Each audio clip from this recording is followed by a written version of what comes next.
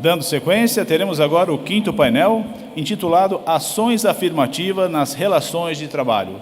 Para integrar o nosso dispositivo, convidamos o Dr. Mauro Moreira de Oliveira Freitas, Dra. Adenir Alves da Silva Carruesco, Dr. Alberto Bastos Balazeiro e excelentíssima desembargadora do TRT de Campinas, doutora Larissa Carota Martins da Silva Scarabelin, que assume a palavra na condução dos trabalhos. Bom, bom dia novamente. Em primeiro lugar, eu gostaria de parabenizar a comissão organizadora deste evento, que já está na sua 24ª edição, sempre com um público muito expressivo, temas atuais, palpitantes, e capitaneados por renomados conferencistas. Eu gostaria de aproveitar a oportunidade também para agradecer o convite que me foi feito pelo ilustre presidente Samuel Hugo Lima, do nosso TRT 15, que me convidou para participar como mediadora deste tão importante painel, algo que me deixou muito honrada. E este painel ele tem o tema Ações Afirmativas nas Relações de Trabalho, composto por ilustres juristas e autoridades, que adiante terei a honra de apresentar. A relevância deste tema se atesta porque é sabido que, hoje em dia, não basta mais dizermos apenas que não discriminamos, que simplesmente dizer que não temos preconceitos. Essa fase já passou. No momento, nós temos que nos posicionar, seja na sociedade, seja como operadores do direito, seja como integrantes do Poder Judiciário, e a favor dessas demandas das pessoas pertencentes a grupos minoritários, discriminados e vitimados pela exclusão, seja socioeconômica, política, de acesso à educação, à saúde, emprego, bens materiais. Então, há necessidade de iniciativas concretas para combater e corrigir as discriminações, as desigualdades raciais, étnicas, de gênero, por idade e outras, por meio de medidas afirmativas, compensatórias e reparatórias. E essas ações afirmativas também parecem ser um caminho a ser seguido pelo Poder Judiciário, para que possa exercer o seu papel de efetivo garantidor dos direitos individuais, coletivos e sociais, mas de forma equitativa e antidiscriminatória.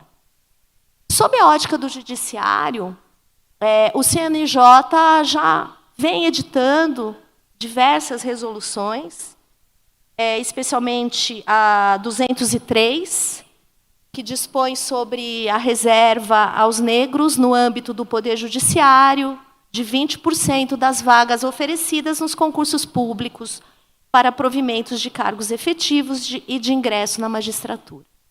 Existem outras resoluções também do CNJ. Enfim, o tema é palpitante. Tenho certeza de que estamos todos ansiosos para ouvir os nossos palestrantes, os quais eu peço licença para resumir os seus extensos currículos, já agradecendo imensamente a presença e a aceitação do convite.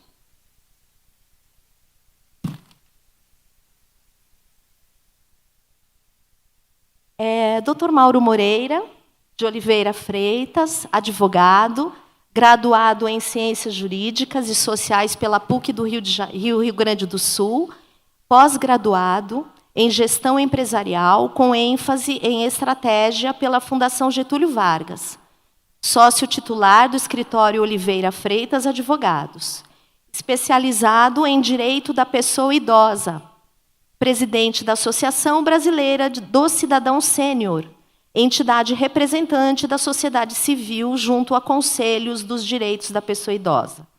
presidente do Conselho da Pessoa Idosa do Distrito Federal, biênio 2023-2025, representando a sociedade civil pela OAB do Distrito Federal. Integrante e ex-presidente da Comissão de Defesa dos Direitos da Pessoa Idosa, OAB Distrito Federal. Conselheiro jurídico da Confederação Brasileira de Aposentados e Pensionistas. Professor de Direito da Pessoa Idosa e Ética, na Escola Superior de Advocacia da OAB do Distrito Federal, a quem eu passo a palavra inicialmente. Bom dia a todos e a todas. Gostaria de agradecer a presença aqui ao TRT da 15ª Região. É uma oportunidade ímpar a gente estar aqui com esse público, com esse nível de compreensão e protagonismo na sociedade brasileira, porque esse tema é extremamente importante e relevante para nós, que é o envelhecimento da população brasileira de forma acelerada e os seus reflexos nas relações sociais e nas relações jurídicas também. Então, eu queria agradecer ao TRT da 15ª, na pessoa do desembargador Samuel, a quem eu gostaria de também agradecer aos demais integrantes, na pessoa também do meu amigo, Dr. Fábio Aguiar, que propiciou para nós essa oportunidade de trazer esse tema tão relevante nesse painel também, com um tema de vanguarda e que mostra que o TRT da 15ª Região está à frente de outros TRTs e de outros tribunais, inclusive, trazendo esse tema que é novo para a sociedade brasileira, mas que vai impactar profundamente nas nossas relações do dia a dia. Agradecer também a presença e estar comigo nesse painel, que é, para mim, uma honra, doutora Adenir, doutora Larissa, ministro Balazeiro também, que, sendo integrante do Ministério Público do Trabalho, deve poder ajudar a gente a pensar num país melhor e em umas relações, como foi dito no início, mais equilibrada, né, doutor Samuel, e mais justa, inclusive naquilo que diz respeito às pessoas que estão envelhecendo nesse país. Para passar aqui o... Bom, eu fiz uma apresentação muito mais para a gente coordenar os nossos pensamentos do que passar exatamente um material do que nós temos aqui para falar. As ações afirmativas, elas são extremamente essenciais para o equilíbrio social e dentro dessas ações nós vamos ter que pensar como lidar com o envelhecimento da população brasileira. Só para constar, quem começou advogando nos anos 80 e agora advoga hoje em dia, quem começou atuando com ações de indenizações trabalhistas, por exemplo, nós fazíamos uma perspectiva de uns 62 anos, 65 anos, hoje a expectativa cresceu. Nós estamos tendo uma diferenciação enorme no cenário da nossa pirâmide etária. Digo isso para a gente entender um pouco em que contexto nós nos encontramos. Nós temos que lembrar que aqui no Brasil nós fizemos um processo em 30 anos que uma Europa levou para sua população chegar nesse nível de envelhecimento que o Brasil alcançou hoje. Isso está fazendo com que a gente seja desafiado ainda mais a dar um contexto em que as pessoas possam ter o seu direito personalíssimo de envelhecimento atendido no cenário que possa acolhê-la. É isso que nós desejamos, não quer nada de extraordinário ou exclusivo para a pessoa idosa, mas a pessoa idosa precisa ter atendido e ter um cenário que ela possa exercer seus direitos, principalmente de manifestação da vontade, que está diretamente ligado aos direitos humanos. A nossa pirâmide, ela praticamente se inverteu. Ela era uma pirâmide perfeita, com uma base larga, e hoje a nossa base ela está cada vez mais estreita pela nossa queda súbita da fecundidade e também a extensão da nossa longevidade. Isso está levando a uma mudança absoluta com relação às necessidades que nós vamos ter que atender, principalmente, né, no âmbito social, familiar e também no reflexo nas relações trabalhistas, porque as pessoas estão precisando trabalhar mais tempo, a previdência social está sendo desafiada, as pessoas precisam se manter ocupadas e nós temos ainda questões de ordem tecnológicas, como já foram faladas agora, que vão ser também mais um desafio em que os RHs vão precisar contemporizar entre as relações de trabalho intergeracionais. Então, nós temos, como o IBGE demonstra, nós, em breve, seremos 25% da população idosa no Brasil. Isso pode acontecer um pouco mais rápido, um pouco mais lento, mas dentro de alguns anos, nós vamos ser um país de 25% da população com 60 anos ou mais, né? E dentro desses princípios que norteiam o direito da pessoa idosa, nós temos vários que se encaixam perfeitamente nesse painel que nós estamos falando hoje, que o TRT, de forma muito acertada, trouxe para o nosso debate. Princípio da dignidade da pessoa humana, já foi falado aqui várias vezes, princípio da solidariedade social, que tem muito a ver com a justiça do trabalho, e o princípio da manutenção dos vínculos familiares, que vai mais no aspecto pessoal. A justiça do trabalho, ela vai começar a sentir demandas que vão desafiar. E como a gente está fazendo aqui um debate a respeito desse tema, né, outros tribunais também vão ter que fazer. E nós vamos ter que criar um ambiente judiciário que acolha as demandas das pessoas com mais idade, de forma a atendê-las dentro da sua maneira de se manifestar e necessidade de atendimento. Nós já temos alguns sinais aqui no Brasil de que nós estamos nesse caminho e estamos atendendo esse aspecto. Por exemplo, a resolução do próprio CNJ 520, que traz para nós uma indicação de várias orientações para se tratar um processo judicial em que haja ali uma pessoa idosa. Nós temos, por exemplo, em Brasília, pela iniciativa do Tribunal de Justiça lá do Distrito Federal, a Central Judicial do Idoso. Isso foi criado através de uma juíza lá de Brasília, a doutora Monize, que criou, junto com o Ministério Público, junto com a Defensoria Pública e profissionais que fazem esse atendimento, uma central que acolhe algum conflito entre os familiares, evitando assim que haja o litígio. Isso tem funcionado muito bem. Só para vocês terem uma ideia, há poucos anos já estavam atendendo 3.000, 4.000 casos. Depois da Covid, isso saltou para 30.000 casos atendidos de busca de conciliação na Central Judicial do Idoso. Há uma necessidade e é extremamente desejável, pela orientação do Conselho Nacional da Pessoa Idosa, que pediu, encaminhando ao CNJ, que fosse recomendado que todo o processo houvesse uma recomendação de conciliação, mediação, para que houvesse uma solução amigável e evitasse a perpetuação do litígio. Assim também, por exemplo, lá no Distrito Federal, e eu estou trazendo exemplos do Distrito Federal, que eu moro lá e atuo lá. Lá nós temos uma delegacia especializada em casos envolvendo pessoas idosas. Essa delegacia, chamada DECRIM, ela trata de todas as minorias, juntas no mesmo contexto, algo que até desafia um pouco se é o melhor modelo, que a gente imagina que uma delegacia especializada em direito da pessoa idosa seria, quem sabe, o mais recomendável. A prática tem nos mostrado em Brasília que uma delegacia atendendo minorias, ela tem uma ação afirmativa muito mais eficaz, porque quando a pessoa é atendida, ali tem uma mulher, ali tem uma pessoa com injúria racial, ali pode ter um idoso e ali então se encaminha da forma mais adequada. Encaminhar da forma mais adequada, como acontece no DECRIM, levou a gente a perceber que, por exemplo, medidas protetivas em relação à pessoa idosa, né, ela não estava sendo tão atendida quanto a Lei Maria da Penha, para ter uma medida protetiva mais célere. Então, o que se percebeu? Que em caso de uma mulher idosa que sofresse violência, era melhor encaminhar por vias da Lei Maria da Penha, porque era mais rápido.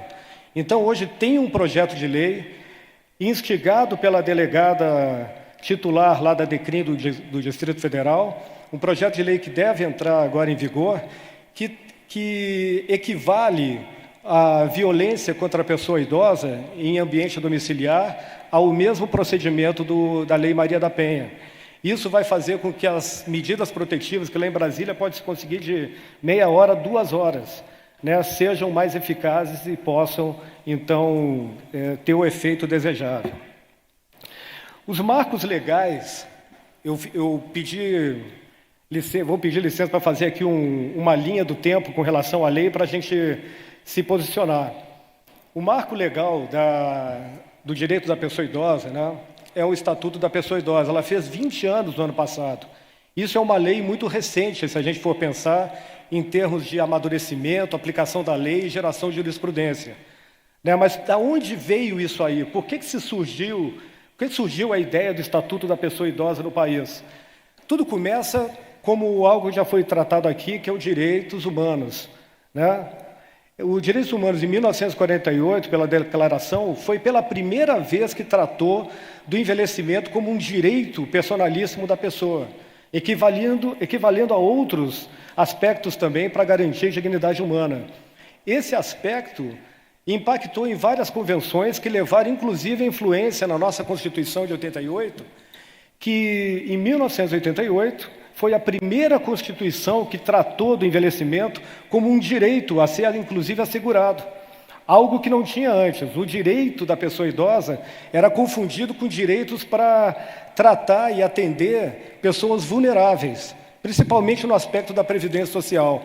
Primeira Constituição que trouxe o aspecto do direito da pessoa idosa e o dever de resguardá-la foi a Constituição de 88, através do artigo 230, em que diz lá que o direito da pessoa idosa deve ser assistido pela família, pela sociedade e pelo Estado.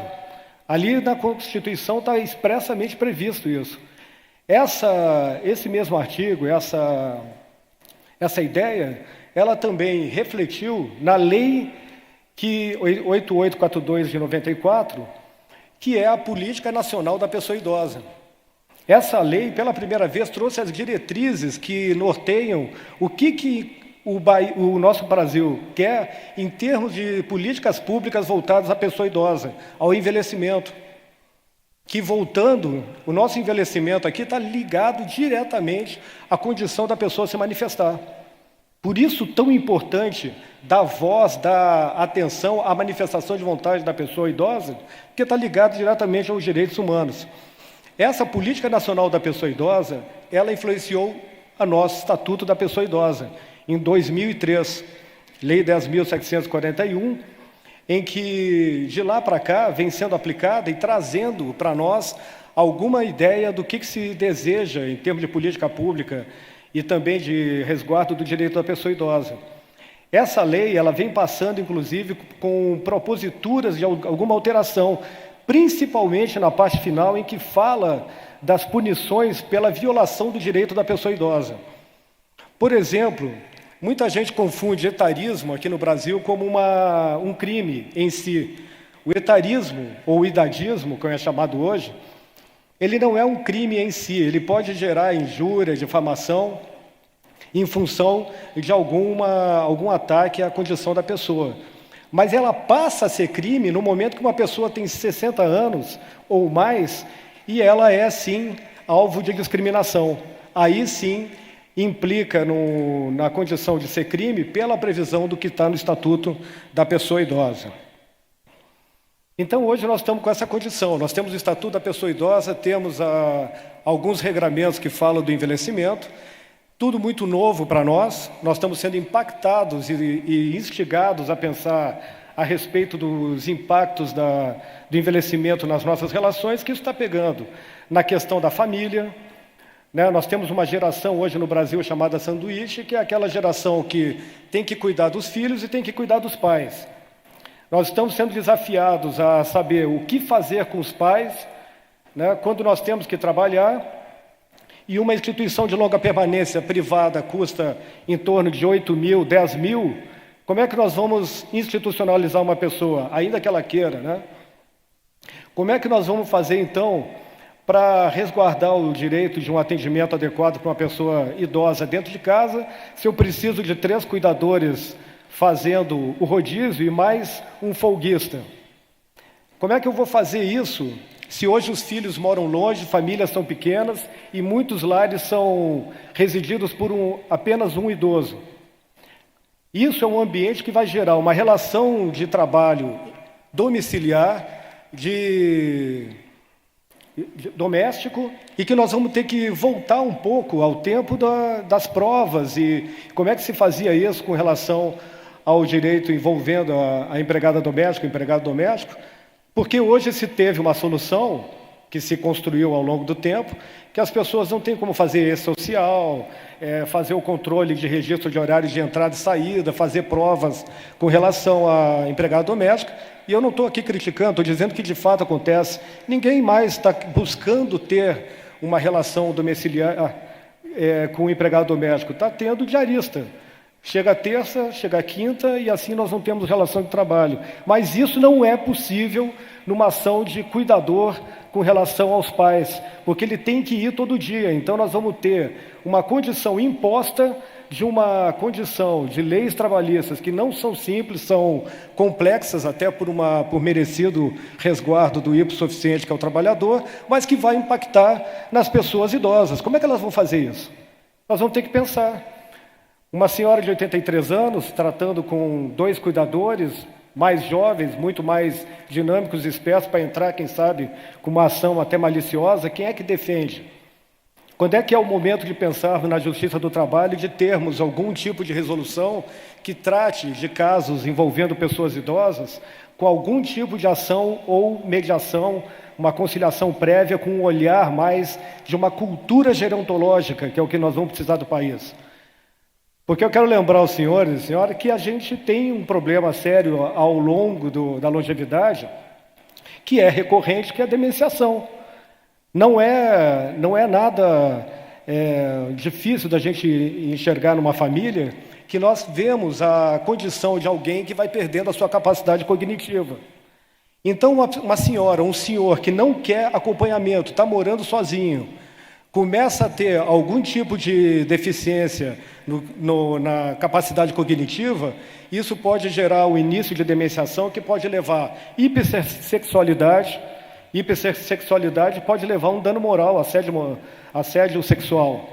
Pode levar à violência, porque a pessoa demenciada ela pode ter alguns traços de agressividade. Isso também pode levar a algum problema de ordem trabalhista, se o empregado for agredido, né?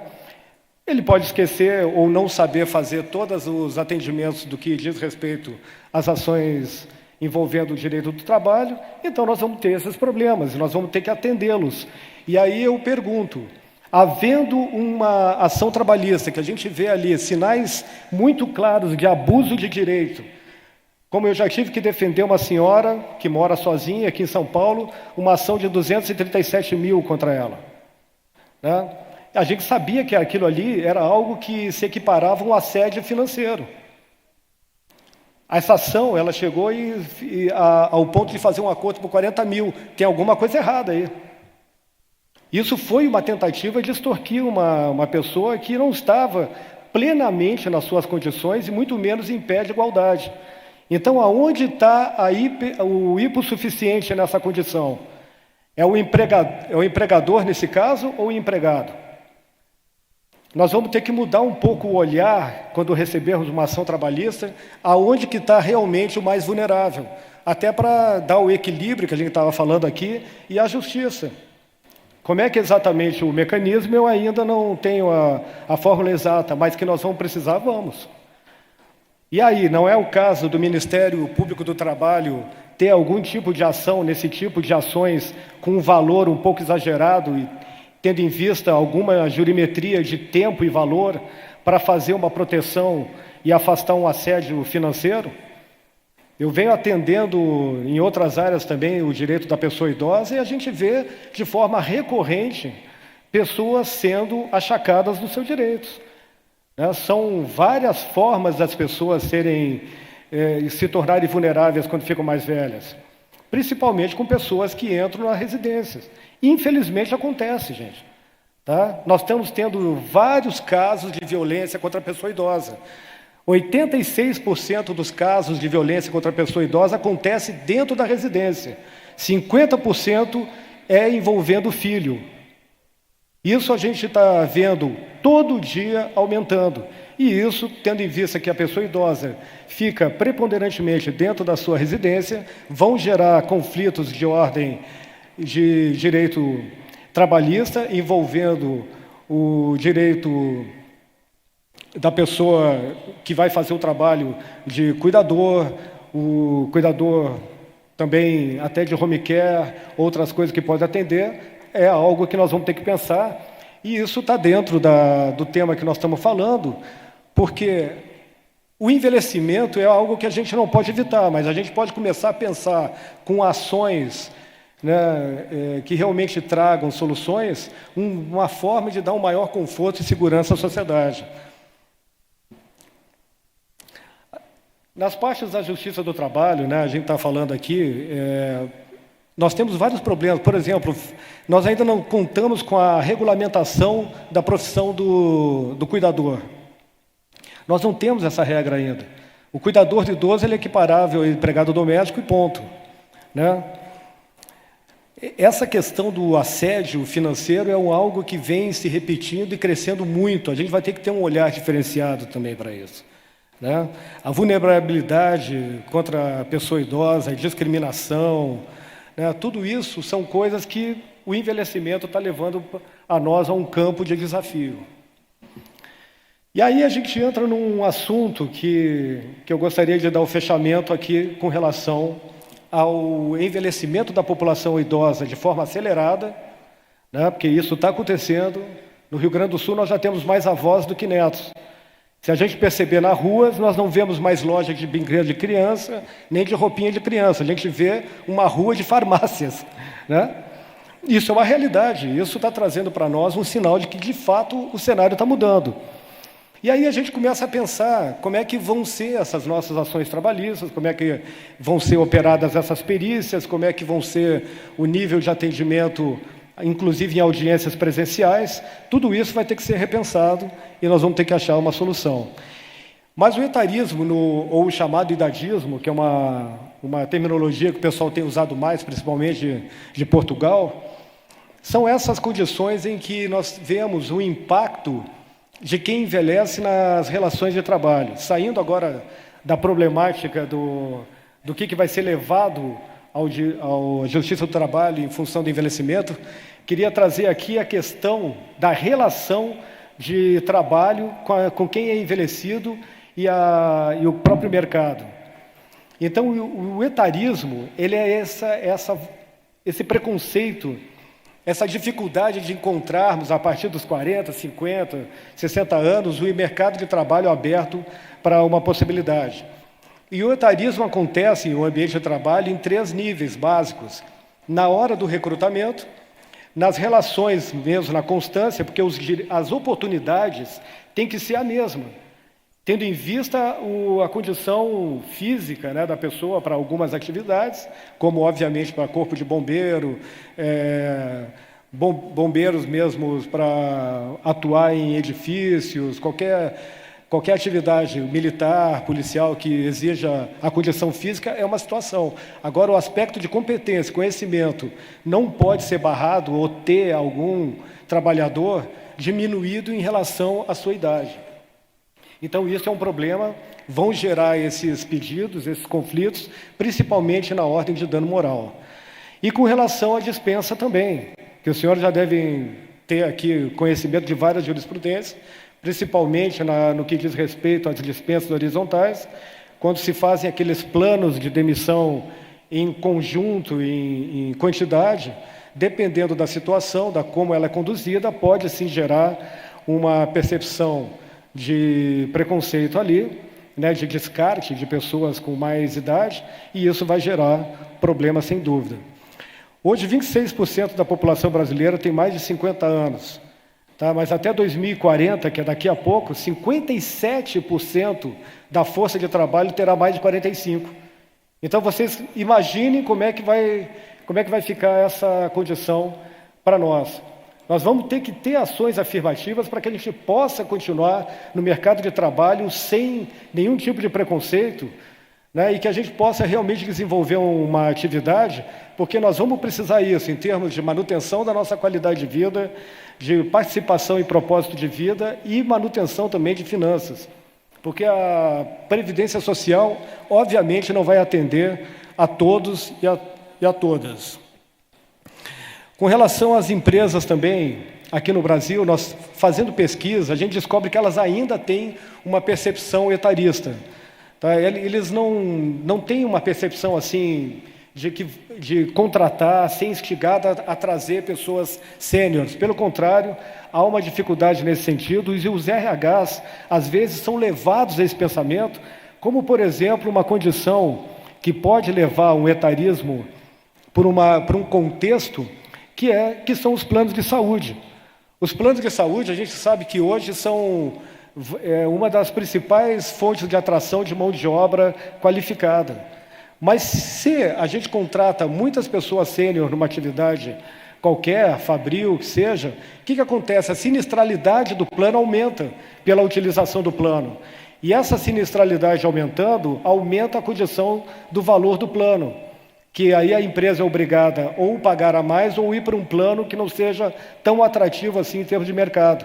Isso acaba refletindo num etarismo não desejável, mas aplicável, porque a pessoa que faz gerenciamento de RH, obviamente, vai preferir uma pessoa mais jovem, que use menos o plano e que não gere a sinistralidade que pode aumentar o custo do plano e a sua menor condição de atrair os melhores do mercado de trabalho.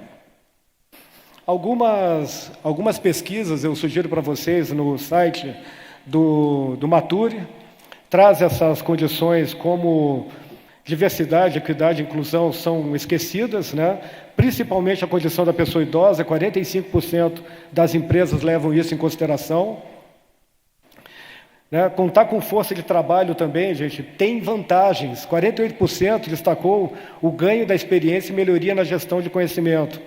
Melhoria nas relações interpessoais. Pessoas sênior, elas levam a maior estabilidade nas relações. Melhoria no clima organizacional e complementariedade também de times. E aí isso está com o RH, isso tem levado em consideração também que muitas empresas não estão ainda preparadas para esse mercado que está envelhecendo, e 57% da população vai ser sênior daqui a uns anos, e nós não estamos ainda preparados para trabalhar exatamente com isso. Né? Já falamos que o crime aqui, ele se estabelece com o etarismo a partir dos 60 anos, com base na incidência do Estatuto da Pessoa Idosa, e é importante vocês perceberem o artigo 1º da Lei 9.029 de 95, que trata da discriminação por idade horizontal, como eu falei. Então, a Justiça do Trabalho já tem aplicado isso para fins de reintegração, inclusive de aplicação de multa alternativa.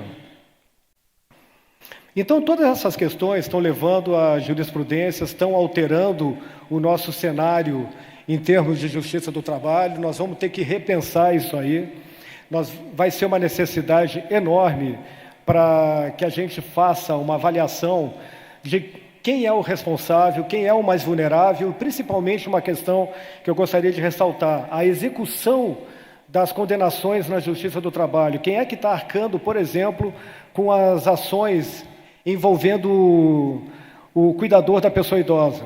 A Justiça do Trabalho não raramente está aplicando a responsabilidade dos familiares. Tá?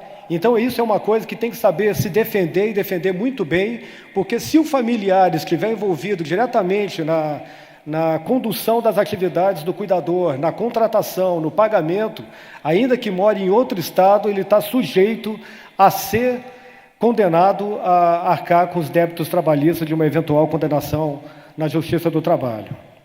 Então, isso é algo que a jurisprudência vai ter que construir, nós vamos ter que ver, até porque muitos pais e idosos são alvos de curatela, o curador vai ter que fazer essa contratação, e se a gente pensar em responsabilização, eu não duvido que possa refletir na condição do curador, eventual débito trabalhista, da responsabilidade que ele vai assumir para ter a gestão financeira do seu familiar. Bom, eu queria deixar aqui, então, agora que nós estamos terminando, é uma cartilha para quem tiver interesse, tá? Eu fiz essa cartilha, que é um Estatuto da Pessoa Idosa comentado, e ela foi para fins de entregar num congresso, está aí à disposição, e ela tem também a versão em áudio, para quem quiser passar essas informações para quem tem deficiência auditiva. Mais uma vez, eu queria aqui agradecer a oportunidade, doutor Fábio, por ter essa qualidade de audiência, porque o Brasil vai precisar de vocês. E não é para amanhã, é para ontem. Porque nós estamos envelhecendo, nós não temos as ferramentas e a cultura gerontológica necessária para atender principalmente as famílias que estão sendo desconstruídas em função de uma dificuldade muito grande, que é cuidar dos seus parentes envelhecidos que não têm condições de automanutenção. Então, muito obrigado mais uma vez aqui o pessoal do TRT da 15ª, parabéns pelo atendimento da resolução 520 do CNJ, que exatamente faz esse tipo de proposição. Tragam a matéria para discussão e levem para os seus tribunais a ideia da mediação e um ambiente propício para atender qualquer tipo de demanda envolvendo a pessoa idosa. Muito obrigado.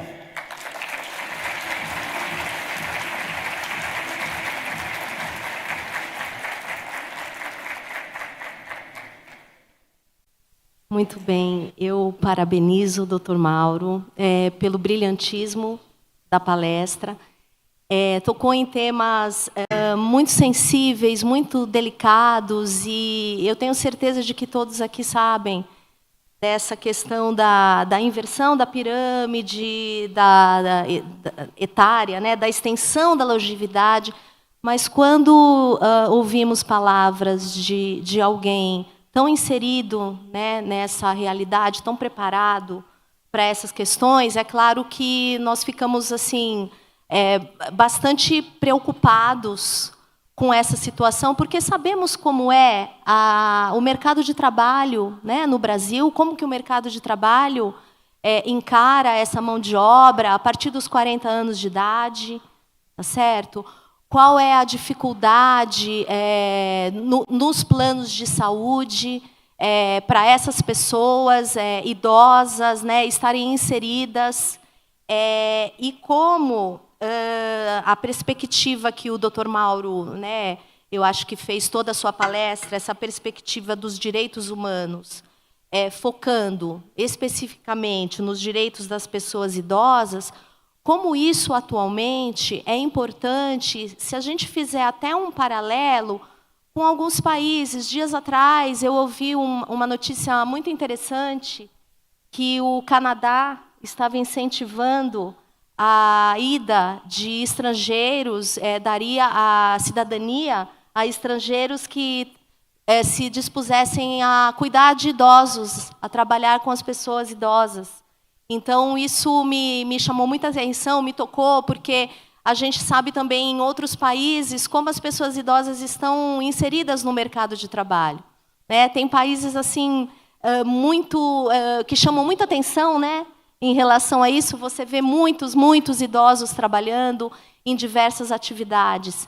Então, realmente chegada a hora de, como disse no início, né, de adoção de medidas efetivas com relação a essa questão, porque é inexorável, é o nosso futuro, e esse dado que o Dr. Mauro passou, né, em 2040 teremos aproximadamente 57% de pessoas com mais de 45 anos, então só confirma, né, a relevância dessa perspectiva que a gente tem que ter e da tomada de posição e de iniciativas por meio dessas ações afirmativas. E claro que nós estamos aí num caminhar, mas há muito a que se fazer. Mas eu fiquei muito feliz e muito impressionada com essas estruturas que já existem, né? Que o Dr. Mauro falou, lá no Distrito Federal, as delegacias especializadas em minorias. Então, realmente, eu acho que existe, sim, uma perspectiva bem interessante para a gente desenvolver aqui no nosso país. Então, eu agradeço muito, parabenizo. E agora eu vou ler brevemente também um resumo do currículo da desembargadora Adenir Alves da Silva Carruesco, já agradecendo também a sua presença. Presidente do TRT da 23ª Região, Mato Grosso, ingressou na magistratura trabalhista no cargo de juíza substituta em 20 de 10 de 94, tomou posse no cargo de desembargadora do trabalho da 23ª Região em 10 de dezembro de 2021, é mestre em Direito e Magistratura pela Universidade Austral de Buenos Aires, recebeu inúmeras honrarias, inclusive medalha de honra da Universidade Austral de Buenos Aires, pela dissertação, nota 10 de mestrado, e o título de cidadã mato-grossense. Capacitou em diversos cursos jurídicos. Então, com muito prazer, eu passo a palavra à desembargadora. Senhoras e senhores, bom dia. Eu cumprimento os meus colegas, o ministro Balazeiro, a nossa mediadora, querida Larissa, o palestrante que me antecedeu, o doutor Mauro. É uma satisfação enorme estar aqui em Campinas. Estive aqui antes na década de 80 e na década de 90. Neste século, ainda não tinha vindo aqui para ver essa cidade maravilhosa. Eu agradeço a oportunidade de estar aqui, agradeço a comissão organizadora, e, em especial, o desembargador Samuel, presidente do tribunal, que gentilmente fez o convite para eu estar aqui hoje.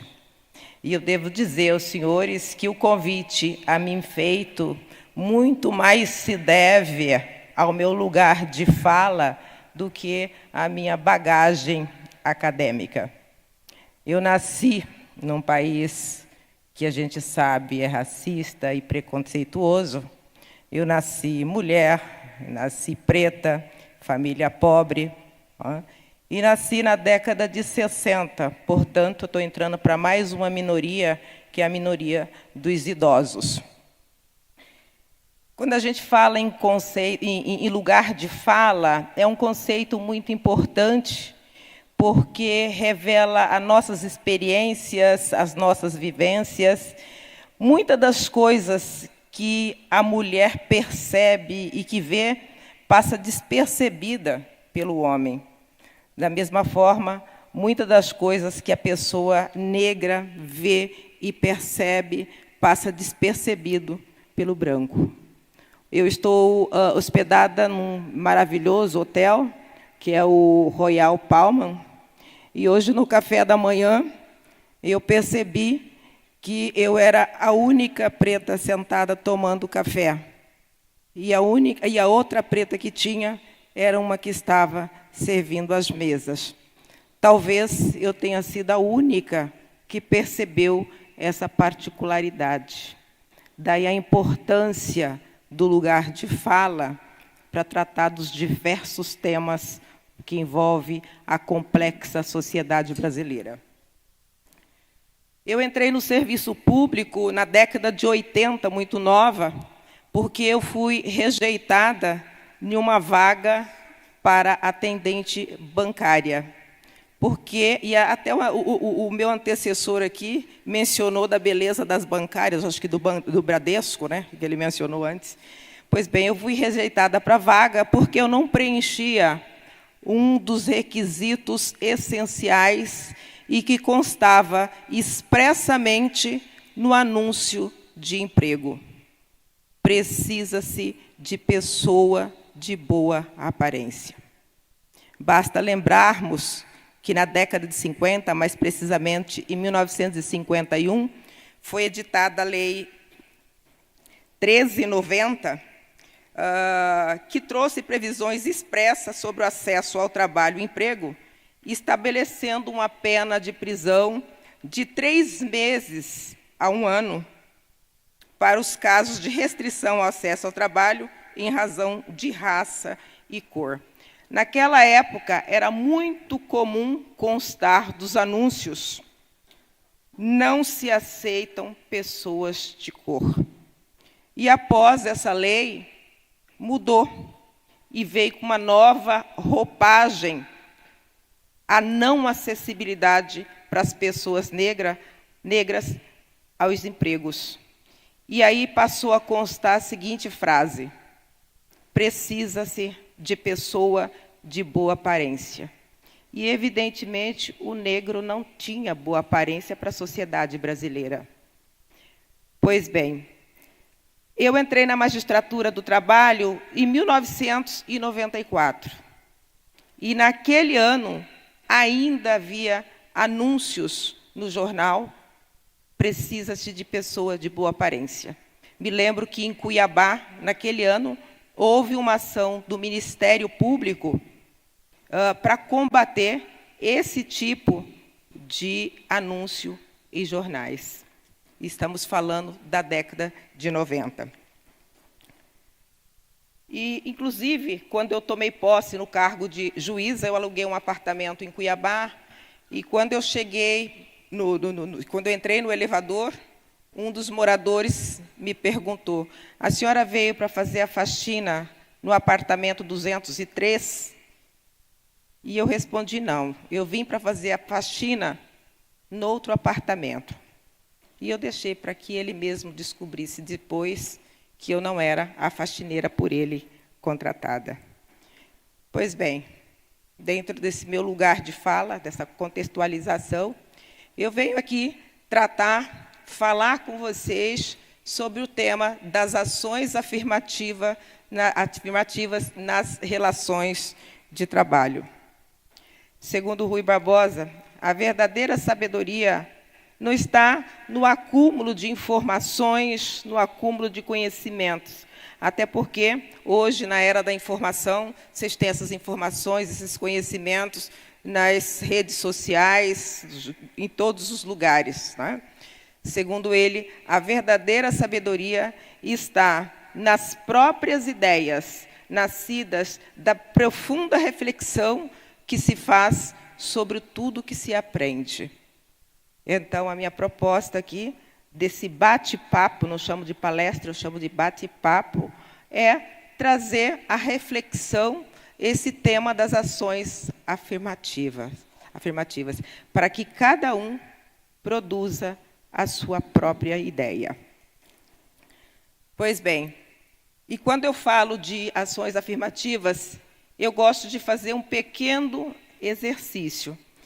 Imagine um mundo onde todas as pessoas têm as mesmas oportunidades, independentemente de origem, cor, raça. E aí eu penso em 3 palavrinhas mágicas que já foram aqui mencionadas: diversidade, equidade e inclusão. Estas palavras são um trio poderoso, capaz de transformar o desenvolvimento de entidades públicas e privadas, de transformar o mundo. Então, falar de diversidade, equidade e inclusão não se trata de uma tendência da moda. Imagine vocês uma orquestra, uma grande orquestra, onde cada integrante tem as suas distintas habilidades.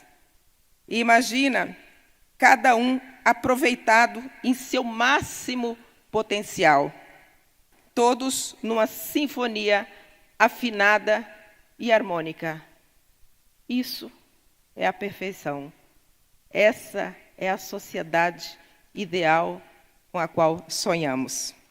Estudos mostram que onde reina a dificuldade, surgem muito mais atitudes de engajamento, diminuem-se os conflitos, e é aí que surgem as soluções mais criativas e mais inovadoras para os problemas complexos próprios da nossa sociedade moderna. E aí, a gente falando de ações afirmativas, é importante a gente traçar uma fundamentação jurídica de onde que vem essa questão das ações afirmativas juridicamente falando.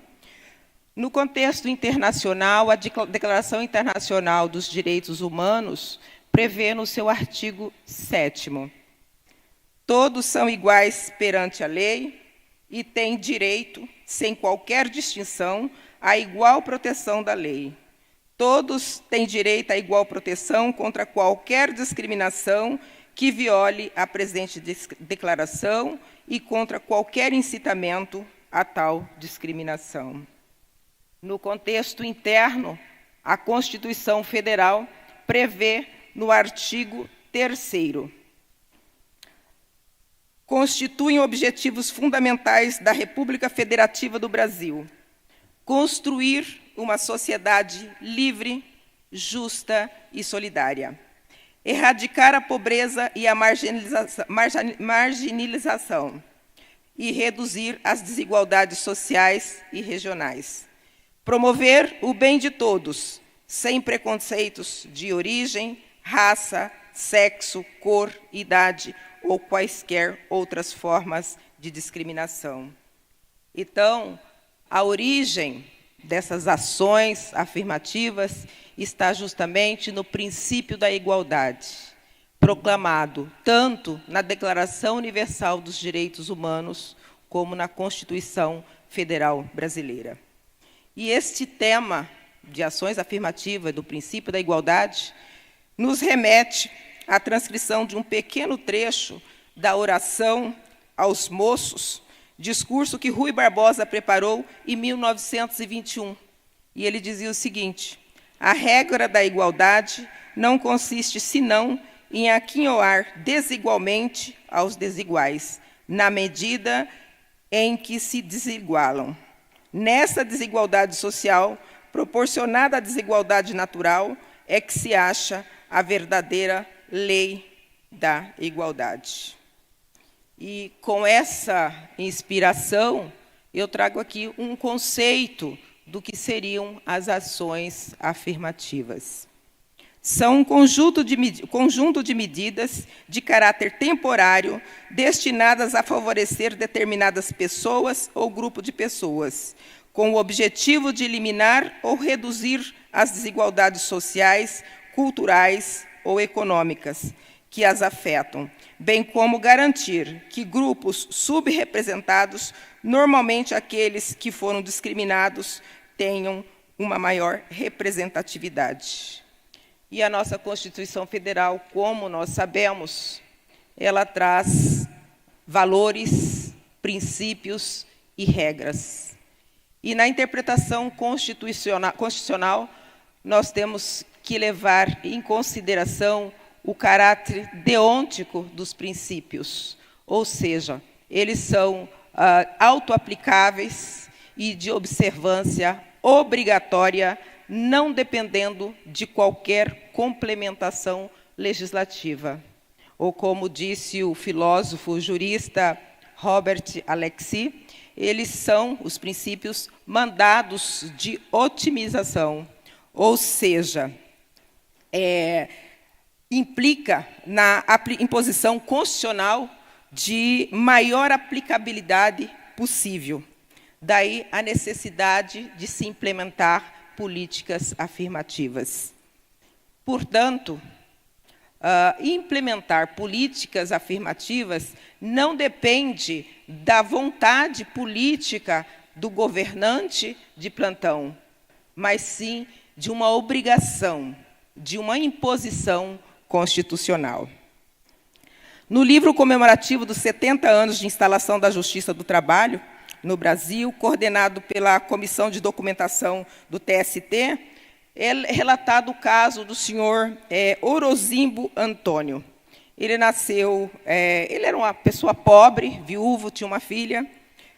Em 1935, ele ajuizou uma ação no Conselho Nacional de Trabalho, e ele pedia que fosse aposentado ou que lhe fosse paga uma indenização, ou seja, um meio de sobrevivência, depois que ele passou por um acidente de trabalho que resultou na amputação do seu braço direito. Ele morreu em 1942, sem receber qualquer indenização e sem ter sido aposentado. E aí sobressai um questionamento. Até que ponto essa realidade social daquela época foi modificada?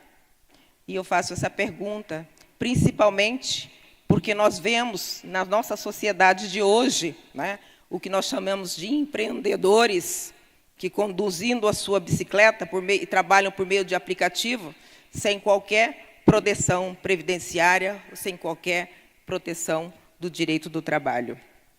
Quando nós voltamos nossos olhos para o mercado de trabalho, ainda vemos um distanciamento da mulher, do negro, do pobre. Então, este é o questionamento que ainda devemos fazer. Até que ponto nós modificamos a realidade da década de 30, da década de 40? Pois bem, quando a gente fala também de ações afirmativas, surgem grandes debates, tá? Muitas críticas. O sentido comum nos traz, quando a gente fala ações afirmativas, a primeira coisa que as pessoas costumam pensar é na legislação, nas normativas que diz respeito às cotas sociais, cotas raciais. E aí surgem algumas críticas. E uma das principais críticas a essas políticas afirmativas, em especial às políticas de cota, é no sentido de que essas vagas em universidade ou as vagas de emprego público, elas devem ser ocupadas por pessoas competentes, independente de cor, de raça, religião, orientação sexual. E esse argumento, ele é bastante sedutor. Ele é bastante sedutor porque ele contém uma certa verdade. Mas o fato é que esse argumento ignora uma verdade crucial. E é por isso que ele acaba se tornando falacioso. Isso porque as ações afirmativas, elas não têm por objetivo abrir as portas para indivíduos incompetentes e que não se esforçam. Muito pelo contrário. O objetivo das ações afirmativas é justamente possibilitar condições para que pessoas competentes e esforçadas possam desenvolver todo o seu potencial. Essa é a grande diferença. E a gente tem que levar em consideração também que a capacidade não é um atributo inato do ser humano, mas é algo que pode ser cultivado, que pode ser aprimorado quando dadas as condições ideais e, principalmente, quando é concedido um ambiente inclusivo, um ambiente saudável e que verdadeiramente promova o desenvolvimento pessoal e profissional.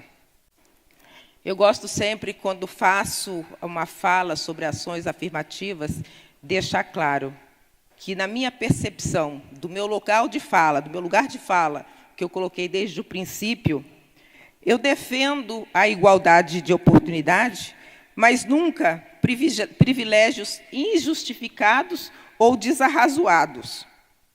Trata-se de dar uma equiparação, condições, de dar as armas para que cada pessoa possa empreender a sua própria luta para o seu desenvolvimento pessoal e profissional. E aí eu gosto também de citar um poema, que é um desses que a gente deveria ler pelo menos uma vez na vida, é da uma autora colombiana chamada Ana Cristina Uribe. O texto diz, o nome do texto é Como Anular uma Pessoa. E no texto dela eu trago aqui apenas uma parte, e ela diz o seguinte: o sistema que pretende, por demagogia, dar tudo às pessoas, sem exigir nenhum esforço, as tornam as mais pobres entre as pobres. É uma das faces da miséria humana, a falta de iniciativa, o desperdício de talentos, potencialidades e capacidades com que quase todos os seres humanos são dotados. Quem recebe tudo de graça se transforma em um indigente, porque assume a posição de vítima que só se queixa, acredita que os outros têm a obrigação de colocar tudo em suas mãos e considera uma desgraça desenvolver-se em um trabalho digno. É muito difícil que alguém que recebeu tudo de graça, algum dia queira se tornar útil para si mesmo. Parece-lhe que todos ao seu redor são responsáveis por fazer com que viva bem. e quando essa ajuda não chega, culpa os outros por sua desgraça. Então, eu repito e deixo claro, é o meu lugar de fala, né? Que falar de ações afirmativas é falar de oportunidades e condições para que pessoas competentes e esforçadas, que historicamente foram marginalizadas e excluídas, possam desenvolver todo o seu potencial. Mas aqui eu gosto de fazer também um destaque para emoldurar toda essa minha fala. Muito cuidado com o discurso puramente meritório.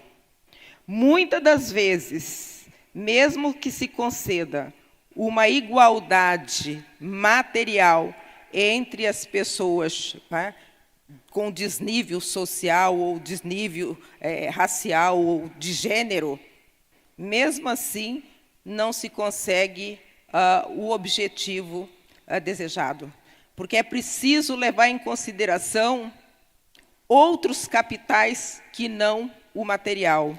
E aqui eu me refiro ao capital histórico, por exemplo, ao capital cultural, e, por que não, o capital da branquitude, que significa a posição de superioridade que a pessoa branca tem em relação à pessoa preta dentro da sociedade brasileira. E essas perspectivas da branquitude, do conceito e como isso se dá, é trazido por autores como Franz Fanon, e aqui no Brasil o Guerreiro Ramos, Cida Bento e outros. E eu quero aproveitar, né, pedir permissão dos senhores para fazer contar uma pequena história curtinha aqui da minha vivência dentro dessa questão desse capital imaterial. Vou falar de 2 homens. Um nasceu pobre, descendente de povos escravizados. O outro nasceu branco, loiro, olhos azuis, descendente de povos europeus. Ambos nasceram no século passado, na década de 20. Nasceram na mesma década. Ambos eram semi-analfabetos, ou pelo menos não frequentaram a escola formal. Ambos iniciavam o labor, começavam a trabalhar antes do sol nascer. Eram muito trabalhadores. No começo da vida profissional dessas 2 pessoas, eles trabalhavam por conta alheia, sem carteira assinada, sem as proteções do direito do trabalho, sem a proteção dos direitos previdenciários. Ambos morreram neste século, na primeira década. Um morreu pobre e não tinha sequer os 7 palmos de terra em que foi enterrado. O outro morreu bilionário, deixando uma herança incalculável para os seus familiares. O preto era meu avô, Antônio José. E aí a pergunta, a reflexão que nós fazemos sobre isso é: qual foi o grande diferencial entre esses 2 homens? Já que eles começaram com capital material muito semelhante, muito equivalente. E, por coincidência, os 2 viveram no Paraná, em cidades distintas. Um nasceu no Rio Grande do Sul e veio para o Paraná, e o outro em Minas Gerais e veio para o Paraná. Na minha percepção, a grande diferença estava no capital imaterial. Um sabia que pertencia. Ele tinha visibilidade. Ele se sentia alguém. Ele alimentava sonhos. Ele ousava sonhar e lutava para realizar esses sonhos. Ele tinha uma posição, ainda que inconsciente, de superioridade dentro da sociedade. A intersubjetividade social, coletiva, ditava que o lugar dele era na casa grande. E ele acreditava que merecia e estar na casa grande. O outro se sentia ninguém. Ele se sentia invisível. Ele não ousava sonhar. Diferente do outro, dele foi roubado a sua ancestralidade, foi roubado a sua história cultural, a sua história como um todo. E a subjetividade coletiva, social, ditava que o lugar dele era na senzala. E ele acreditava que o lugar dele era na senzala. Pois bem, também é interessante a gente fazer uma certa contextualização histórica quando a gente fala desse tema. Muitas das vezes, principalmente no sentido comum ou entre estudantes, quando se fala de ações afirmativas, as pessoas costumam pensar que pode traduzir uma ideia uma ideologia de esquerda, mas muito pelo contrário.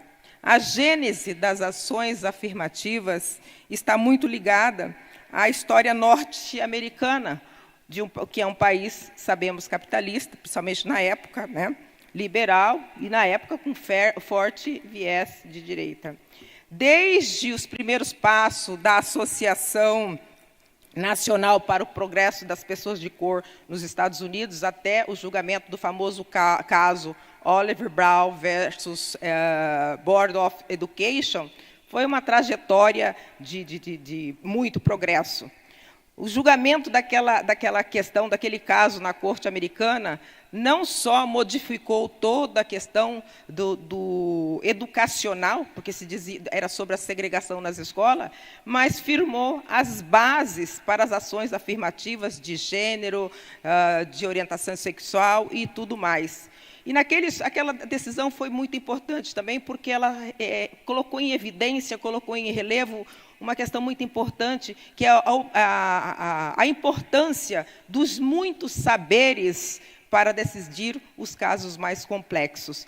Naquela decisão, obviamente, levou-se em consideração aspectos sociológicos, aspectos políticos e aspectos psicológicos.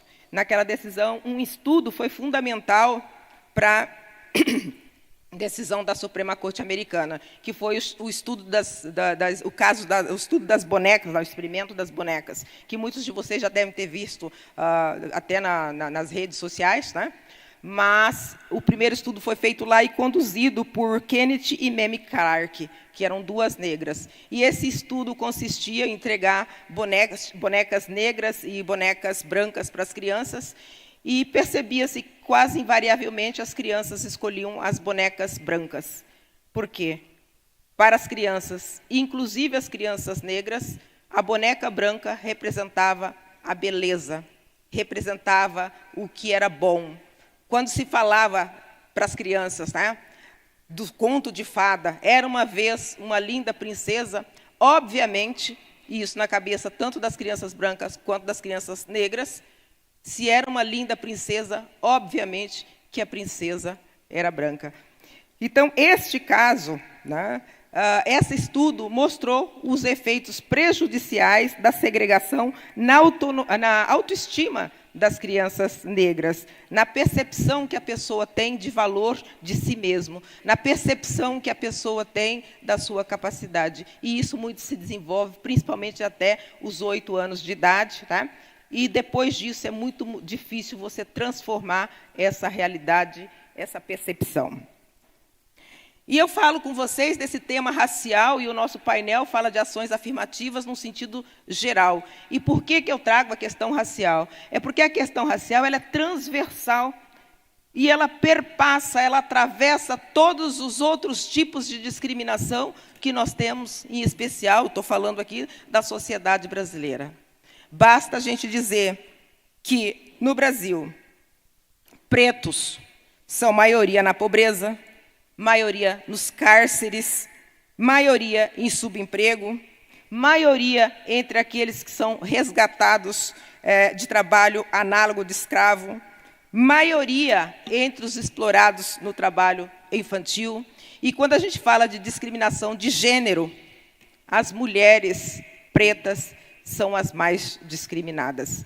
Então, eu trago a questão racial, primeiro que é o gênese das ações afirmativas, e depois porque é um tema transversal que perpassa por todas as outras formas de discriminação. A mesma lógica que impõe a discriminação racial é aquela que impõe todas as outras formas de discriminação. Então, meus caros colegas, distinta plateia, falar de ações afirmativas é falar da essência da humanidade. Só é possível o verdadeiro desenvolvimento da sociedade quando cada um é capaz de enxergar no outro a humanidade que vê em si mesmo, conscientes de que sempre fomos, construtores de humanidades. E isso me remete também à poesia de John Donne, ressaltada por Ernest Hemingway, que é um verdadeiro culto à humanidade. Ele diz: nenhum homem é uma ilha inteiramente isolado. Todo homem é um pedaço de um continente, uma parte de um todo. Se um torrão de terra for levado pelas águas até o mar, a Europa fica diminuída, como se fosse um promontório, como se fosse o solar de teus amigos ou o teu próprio. A morte de qualquer homem me diminui, porque sou parte do gênero humano, e por isso não perguntai por quem os sinos dobram. Eles dobram por vós. Os sinos, na sociedade onde vivia Donne, tinha uma importância, porque ele anunciava os grandes eventos e, principalmente, anunciava os cortejos fúnebres. Então, não perguntem quem morreu, não perguntem por quem os sinos dobram. Com cada pessoa que morre, morre um pedaço de mim. Os sinos dobram por mim, dobram por ti, dobram por todos nós. Não perguntem, meus caros, por quem os sinos dobram. Muito obrigado.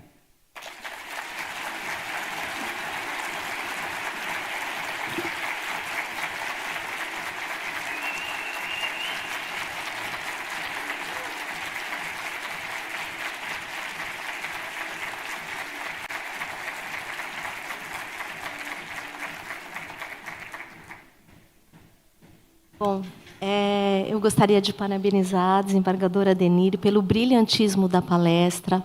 É uma palestra muito humana, muito sensível, mas também muito técnica. E como é importante essa expressão, esse conceito do lugar de fala.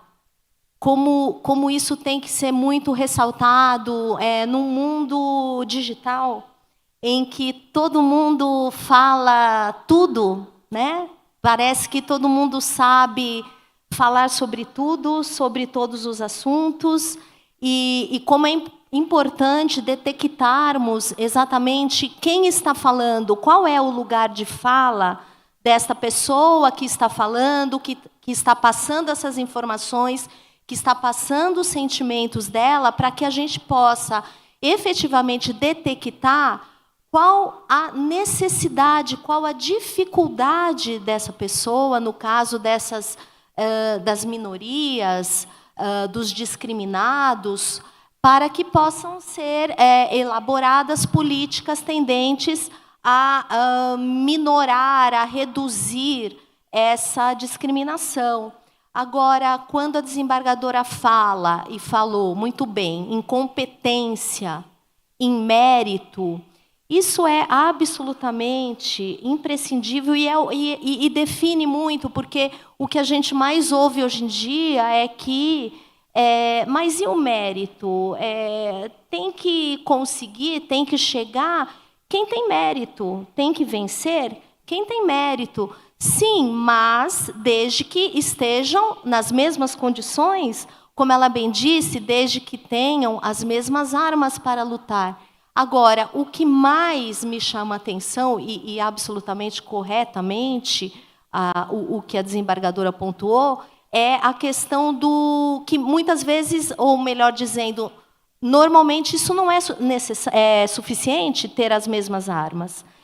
O capital da branquitude realmente é muito sério. É muito sério, e nós precisamos realmente trabalhar com isso, vencer esse obstáculo, para que efetivamente nós consigamos ter uma sociedade mais igualitária, e também temos que ter empatia, muita empatia.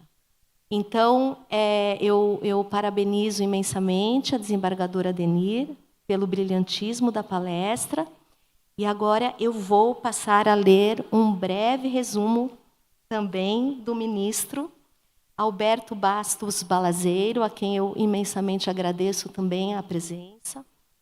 Ele exerceu a advocacia privada de 2001 a 2008, ingressou no Ministério Público do Trabalho em janeiro, no dia 1º de setembro de 2008. De 2013 a 2017, foi procurador-chefe do Ministério Público do Trabalho na Bahia.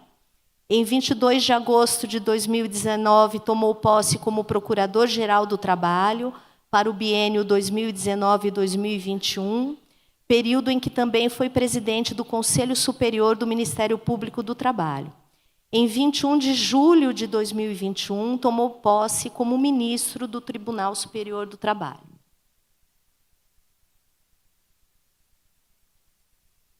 Em 28 de novembro de 2022, foi designado coordenador do Comitê Gestor Nacional do Programa de Trabalho Seguro, especialista em Direito Civil e Direito Processual Civil, com habilitação da docência do ensino superior pela Universidade Estácio de Sá, doutorando em Direito Constitucional, é mestre em Direito pela Universidade Católica de Brasília, autor de inúmeros artigos técnicos em revistas e periódicos especializados e em jornais de grande circulação, tendo sido agraciado com inúmeras honrarias por diversos órgãos integrantes do Poder Judiciário, dentre os quais o TRT-15, que o agraciou com o grande colar do mérito judiciário em 2022.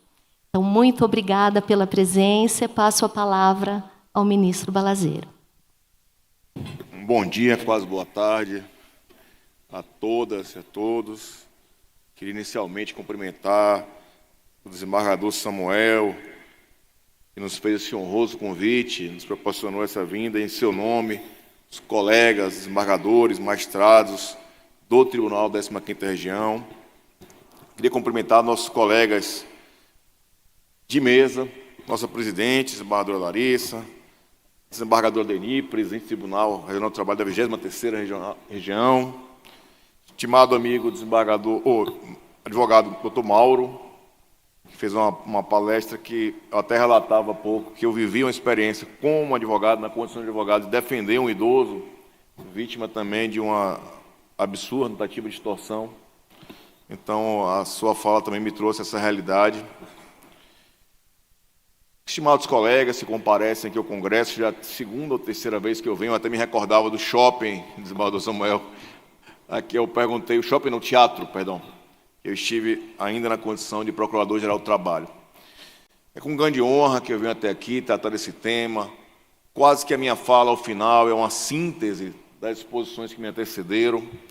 Em diversos sentidos, também ela busca trazer esse momento que nós vivemos, graças a Deus, de ter ações afirmativas e ter um olhar diferenciado. Talvez a maior diferença que nós temos de vivência nesse ano 2024 é a percepção e o olhar para as circunstâncias que sempre existiram e nós estivemos com os olhos fechados durante muito tempo. O Gay Ryder, que era o diretor anterior da OIT, um sindicalista, esteve conosco no TST, inclusive, desembargador Denir, o atual diretor-geral da OIT, é o primeiro negro e o primeiro africano a dirigir a OIT, o Gilbert. E o Gay Ryder esteve conosco lá e ele traduziu alguns sentimentos, e um dos relatórios dele, ele traduz a ideia exatamente final aqui, da preferência de futuro que nós queremos ter. E é dessa preferência de futuro que nós queremos ter de que tratam as ações afirmativas. Eu me recordo, eu era diretor-geral da Escola do Ministério Público da União, e, em um determinado momento, um historiador conhecido escreveu um artigo na Folha de São Paulo em que ele dizia que o título era esse: precisamos de trabalhos degradantes. E ele sustentava no sentido de que a sociedade era um discurso feito na sequência de uma operação de trabalho escravo em carvoarias em Pernambuco, e ele sustentava o seguinte, o argumento dele era o seguinte, de que havia trabalhos que a sociedade precisava para alocar determinado tipo de mão de obra. E, evidentemente, que eu me senti obrigado, eu não era o procurador-geral, eu era o diretor de uma escola, mas a Folha de São Paulo publicou uma resposta a ele. E a resposta que eu quis dar a ele é o seguinte: se a gente permite que alguns tipos de pessoas ou alguns entes da nossa sociedade sejam alocados para um determinado tipo de trabalho, o que nós estamos fazendo, na verdade, não é uma alocação de mão de obra, nem uma disponibilização de trabalho para quem não tem trabalho. É um tipo de opção da sociedade que nós queremos ter. Então, é disso que o Gay Ryder fala. Ele alude ao tipo de sociedade e ao tipo de futuro que nós queremos construir a partir da noção de trabalho decente. É preciso, evidentemente, olhar para o passado com criticidade. Assistir uma novela dos anos 80, naquele canal Viva, é um verdadeiro circo de horrores, né? Então, nós vamos assistir uma novela em que não há um personagem negro ou negra, que, na verdade, os poucos personagens negros ou negras são personagens da área da cozinha. Nós temos que assistir uma novela em que existe um papel da mulher em evidente segundo plano, há uma chefia da família coordenada, em que, na verdade, tudo gira em torno do homem. Pior ainda é assistir uma novela que faça alusão ao vergonhoso período escravocrata do Brasil, porque aí nós teremos uma completa romantização da escravidão. É o escravo que é amigo do patrão, o patrão que é gente boa, e a relação prossegue como se houvesse uma romantização de um período vergonhoso da história. Um fato curioso, e eu trago Tula Pires, professora da PUC do Rio de Janeiro, que tem uma doutrina muito forte contra o racismo. É preciso observar de que se normalizou alguns tipos de conduta e, a partir daí, se construiu discursos sobre o nosso passado. Algo muito curioso, somos nós aqui que estudamos direito de trabalho, começarmos a observar que os nossos livros de trabalho, eles começam com um período de migração, período de imigração europeia para o Brasil, ou seja, nosso dia de trabalho começa a partir dos italianos, alemães que vêm ao Brasil. Ele não começa com um período escravocrata de mais de 100 anos. Então, é de se perceber que esse apagado passado, ele não só é falso, como ele conduz a conclusões completamente errôneas sobre o nosso olhar do trabalho decente, do trabalho digno. E é nesse contexto, foi mencionado aqui pela desembargadora Adeni, exatamente o caso Brown. Eu concluí agora o doutorado, nesse mês de julho, um mês de férias voltados para a conclusão do doutorado, e minha pesquisa, desembargadora Adeni, passava muito pelo caso Brown. Minha pesquisa tinha concentração no caso Brown, porque eu tratei do processo estrutural à luz do nosso direito de trabalho, e do que nós fazemos há muito tempo, sem chamar de processo estrutural ou sem as bases de autonomia e principiologia voltadas ao processo estrutural. Esse quadro que eu trago em diversas apresentações, o quadro Norman Rockwell, O Problema de Nós Todos, é exatamente o sentimento alusivo ao caso Brown. Aqui é Rudy Bridges, um caso famosíssimo dos anos 60, em que vejam que esse quadro, inclusive, ele esteve na presidência do Barack Obama, é um painel, na verdade, na Casa Branca. E ele tem uma simbologia, porque a criança tem rosto, mas os marshal, né, os oficiais de justiça que davam cumprimento a uma decisão de ingresso de uma criança num colégio em que toda a base educacional era segregacionista. Então, a mudança de um sistema educacional segregacionista, evidentemente que não é com a liminar determinando que se ingresse num colégio. É muito mais mudando a própria estrutura do sistema. E é nesse sentido que esse mesmo caso Brown, que é a base do processo estrutural norte-americano, que tem o caso Roe vs. Wade, tem uma série de outras decisões históricas. O caso Brown ele tem uma particularidade interessantíssima, que ele é uma cambalhota na jurisprudência norte-americana, porque haviam duas decisões vergonhosas. O caso Pleas vs. Ferguson, que é muito conhecido, e o caso Dred Scott vs. Stanford. Inclusive, o ministro Gilmar Mendes alude ao caso Dred Scott como um caso da vergonha norte-americana. Toda vez que ele vai falar, aludir a um caso vergonhoso, ele alude o caso Dred Scott. Uma decisão que entendeu que o negro não era cidadão, por essa razão sequer poderia pleitear na Suprema Corte e não tinha direitos a uma proteção que alargasse uma liberdade. Era um caso interessante, porque envolvia uma herança da propriedade de um negro, um cidadão negro que havia migrado de um estado a outro, e ele, ao se encontrar num estado em que era liberto, ele desejava manter a liberdade que não foi concedida. O segundo caso alude a uma vergonhosa doutrina dos separados mais iguais, em que você teria condições idênticas, vejam que mito, mais um mito, né? Condições idênticas a negros, negras, brancos e brancas, só que separadas, lembrando que no caso americano, a circunstância, o debate genotípico e fenotípico, ele era um cidadão branco, já era um caso de mobilização da comunidade negra, em que ele tinha as características brancas, mas ele tinha uma herança de pais e mães negras, e a partir daí ele foi considerado negro por essa razão.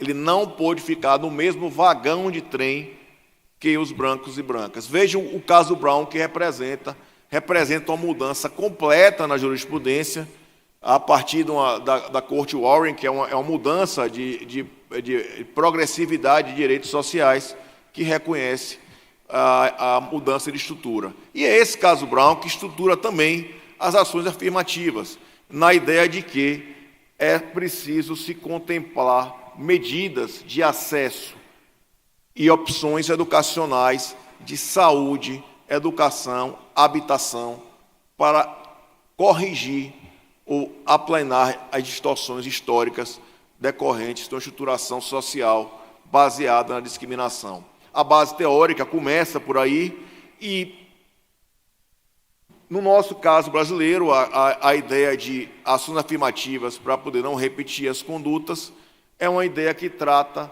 o conceito que foi traduzido aqui pela desembargadora Denir, exatamente de ações temporárias voltadas à concretização do princípio da igualdade material e neutralização de forma de discriminação.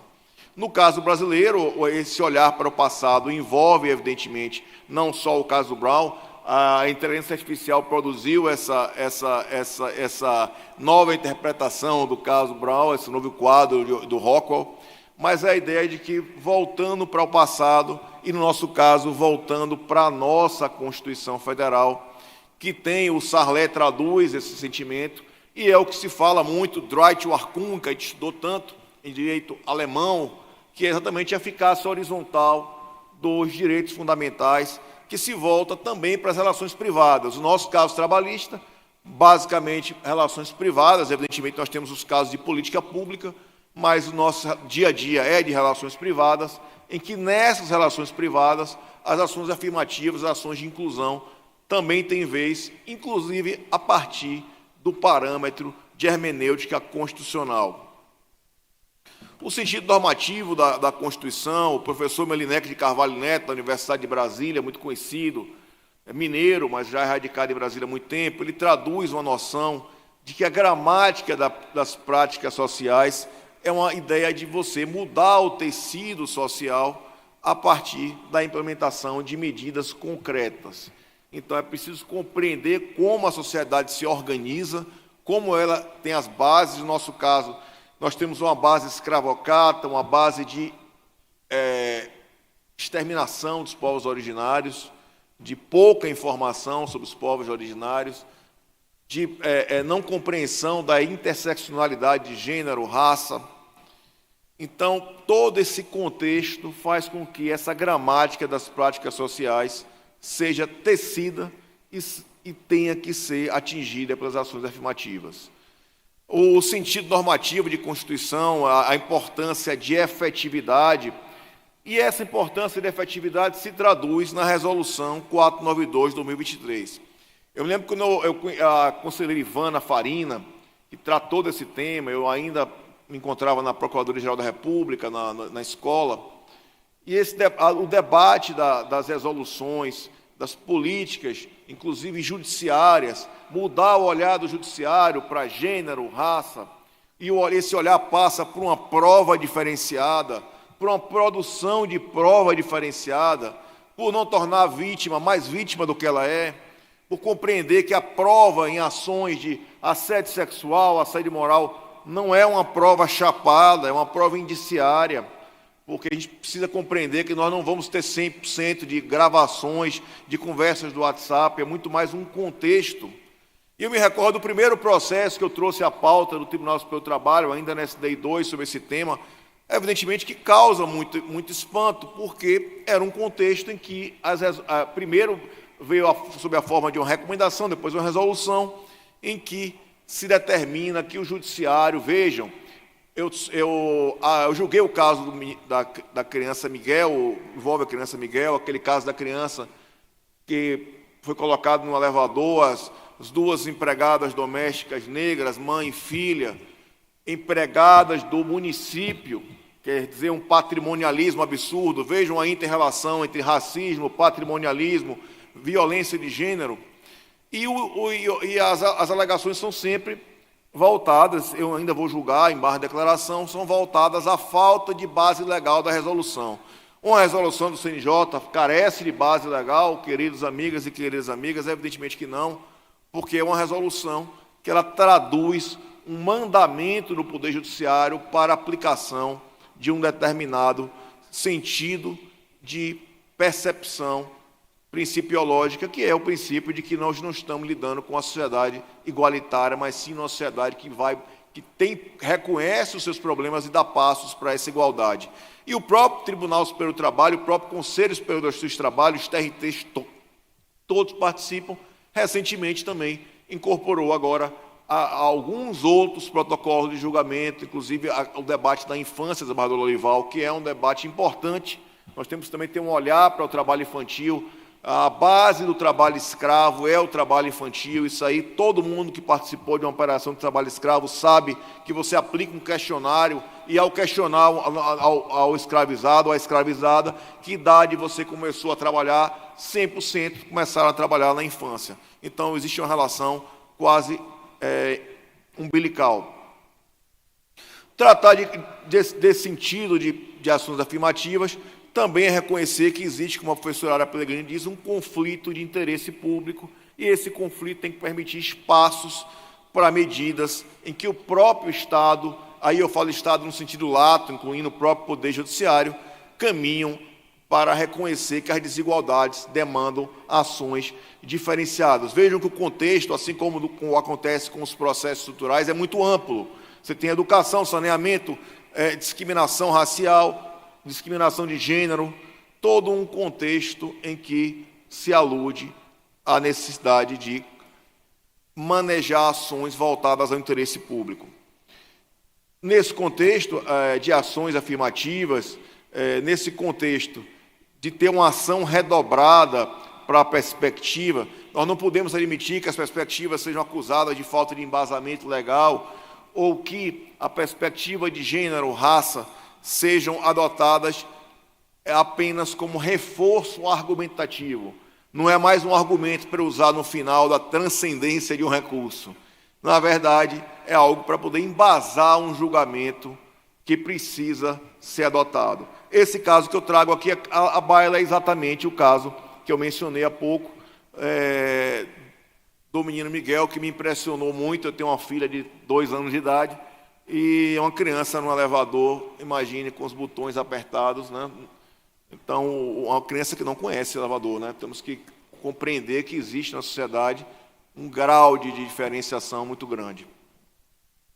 E é nesse contexto, exatamente, que a igualdade substancial também caminha para processos estruturais. Não vou me aprofundar, mas a coletivização de demandas é uma realidade. Nós temos que enfrentar. Vejam, qual é a ideia do processo estrutural, qual é a ideia de você combater esse tipo de prática. Para combater uma prática que é sistêmica, você tem que ter ações sistêmicas. Não adianta eu debatia muito no Ministério Público, quando me encontrava no Ministério Público, minha base de campanha para a Procuradoria-Geral do Trabalho, inclusive, ao assumir, eu encontrei um problema estrutural, que foi a Covid. Vejam, se você tem ações isoladas para poder combater problemas graves da sociedade, você aprofunda a desigualdade. E o caso do trabalho escravo, do trabalho infantil, é muito evidente, porque você atua contra determinada empresa no segmento de regularização, de saúde e segurança, querido amigo, e você percebe que, na verdade, Edmundo, o que você percebe é que, às vezes, você concentra forças em determinado local e o vizinho tem as mesmas condições de trabalho, ou até piores. Então, você aprofunda, inclusive, uma assimetria concorrencial. É preciso ter um olhar sistêmico para os problemas. E o trabalho escravo é evidente, porque eu me lembro que é uma experiência bizarra, é você ter a mesma pessoa ser resgatada a segunda vez. Então, você vai resgatar uma pessoa, você percebe ela resgatar a segunda vez. E qual é a grande questão de fundo? É que você não tem uma ação lá no local de saída dela para gerar empregabilidade digna, para evitar que se tenha uma saída e uma submissão a condições de trabalho escravo. Aqui eu reitero a questão dos protocolos, o especial destaque à policentria. É necessário compreender que as ações afirmativas se baseiam na noção de que a ação não corrige só quem está de um lado, corrige quem está dos dois lados. Porque você tem uma postura e mudando uma sociedade. Se eu estivesse falando isso aqui, ou se a desembargadora Adenir estivesse falando isso aqui, se o doutor Mauro estivesse falando isso aqui nos anos 80, a gente não teria nem público. A sociedade, graças a Deus, mudou. Então, é preciso que a gente também se capacite para essa mudança. Nesse contexto, a percepção social de que há uma mudança no quadro faz com que a gente tenha uma construção de uma jurisprudência contra a discriminação. É preciso passar do discurso à prática. O Lotman fala isso com as vitórias de papel, né? Então, a gente precisa avançar do que é retórico para que seja prático. E, nesse contexto, dentro de uma noção, e eu, a próxima vez, vou aumentar a letra, porque eu estou aqui buscando o que eu posso, mas meu óculos é recente, é pós-Tribunal Superior do Trabalho, então tem 3 anos apenas. A primeira jurisprudência que eu trago do meu colega de turma, presidente da minha turma, o ministro Maurício Godinho Delgado, ele trata exatamente da base constitucional de uma política afirmativa e das medidas que devem caminhar a partir de uma base constitucional. Base constitucional nós temos, base regulamentar, nós temos resolução do CNJ, é preciso ter mais do que vontade. Também trago fontes importantes, foram mencionadas pela desembargadora aqui, o artigo 24 mencionado da Convenção Americana, Convenção Internacional, Convenção Interamericana. Os tratados do OIT tratam sobre todas as vertentes ainda, trabalhos migrantes, igualdade de remuneração, estão debatidos, inclusive, para a lei própria. Eu participei de um ato com o ministro do Trabalho recentemente, por designação do ministro Lélio, da comissão que trata da regulamentação legislativa.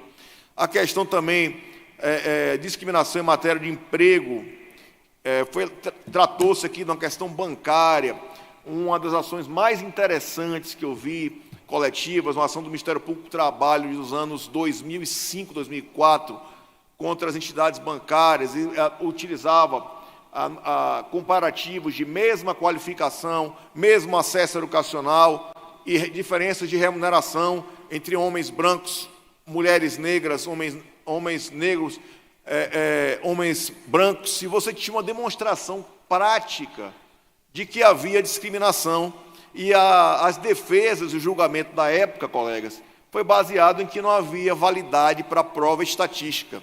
Vejam como nós mudamos de 2005 para 2024.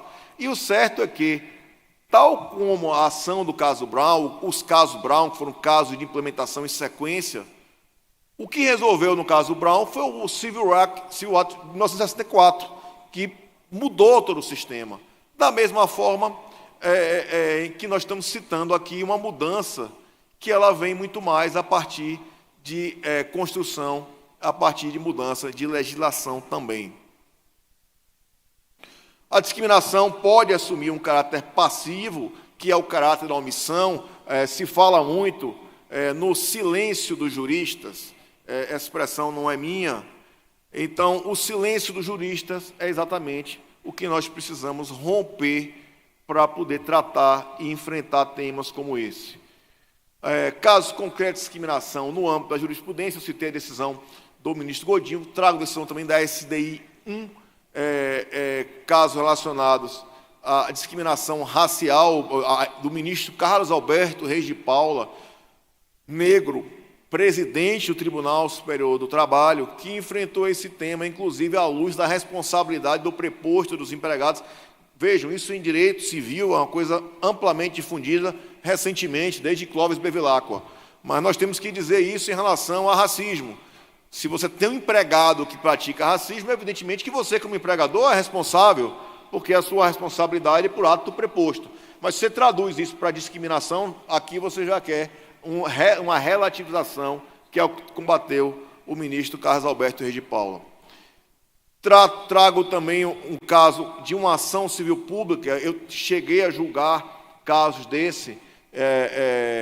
A época do Ministério Público do Trabalho, o ingresso com as ações, depois, posteriormente, no julgamento, aquele debate dos shopping centers, relacionados à mulher, relacionados à criança, ao local para aleitamento, em que os shoppings têm aquele debate que as lojas são empresas individuais, então você jamais teria um local para amamentação, porque você nunca atinge o número de empregados. A jurisprudência do Tribunal Superior do Trabalho mudou, e eu era divergente na minha turma, e, na sequência, mudou a jurisprudência no sentido em que eu divergia, que é da necessidade de implementação. É um custo baixíssimo para o benefício social que proporciona. Também trago o caso do Estado gravídico, a jurisprudência do Supremo também aprofundou a jurisprudência do próprio Tribunal Superior do Trabalho.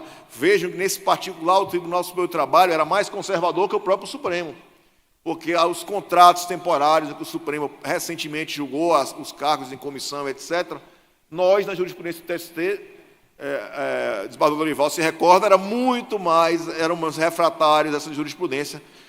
Eu já encontrei a jurisprudência firmada, mas que agora ela avança num sentido mais amplo. Trago também a manutenção dessa decisão vergonhosa, até vergonha de ler essa decisão da ministra Dora. Vejam a comparação da filha a um chimpanzé, veja que ponto a jurisprudência avança a esse detalhamento vergonhoso. Tem os casos também que a própria condenação ao dano moral é um debate importante, porque às vezes realmente eu tenho uma dificuldade. Debati essa semana na turma. As pessoas perdem mão, perdem braço. Esse caso que a desembargadora Denise citou, eu tenho uma fotografia da carteira de trabalho dele. Ele era um ferroviário, inclusive. A amputação dele foi decorrente de um trem. Ele fazia mudança de pista. E é impressionante você perceber. Esse caso sequer houve condenação. Ainda foi o Conselho Nacional do Trabalho, diga-se de passagem. Já foi para os primórdios, né? Mas a gente vê indenizações de 10, 15 mil, 5 mil. Realmente me impressiona, porque se, por um lado, nós não devemos ter indenizações que sejam causa de enriquecimento ilícito, por outro, nós não podemos ter indenizações baixas.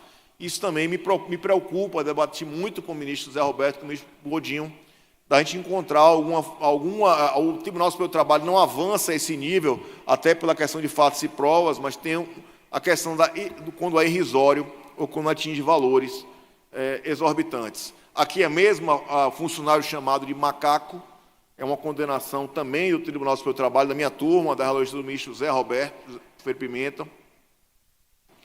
Trago esse caso do Supremo Tribunal Federal, o doutor Luciano, que era o Procurador-Geral da República, o Vice-Procurador-Geral da República, sustentou, nesse caso, uma das sustentações melhores que eu já assisti, sustentação oral mais pontual que eu assisti, porque ele não traduziu o que era uma alegação de ativismo pela criação de um crime, o debate é a criação de um novo tipo penal a partir de uma decisão. Mas vejam, o caso norte-americano, o caso Brown, eu cito esse caso, porque esse caso Brown tinha o seguinte: o governo ele era democrata e havia uma base republicana em relação ao debate de casas. Então, mesmo que se passasse a lei determinando a mudança do sistema educacional norte-americano, ela não passaria, porque a segunda casa vetaria. Se o judiciário não tivesse agido, nós jamais teríamos ou passaríamos mais 30 anos com uma jurisprudência tão vergonhosa, com a jurisprudência de separados mais iguais. Então, se acusa o judiciário de ativismo, também é preciso compreender que o judiciário ele recebe os problemas e, muitas vezes, o que ele não pode fazer é se omitir. Trago também outra decisão, essa que eu aludi, mais progressista que o próprio TST, do caso gravídico. Recordo esses mecanismos de implementação de ações afirmativas no ambiente livre de discriminação e passa muito pela noção de cadeia e de responsabilidade de cadeia, que é algo que a gente precisa compreender. Não pode se fechar o trabalho para discriminação. É a mesma coisa do trabalho infantil.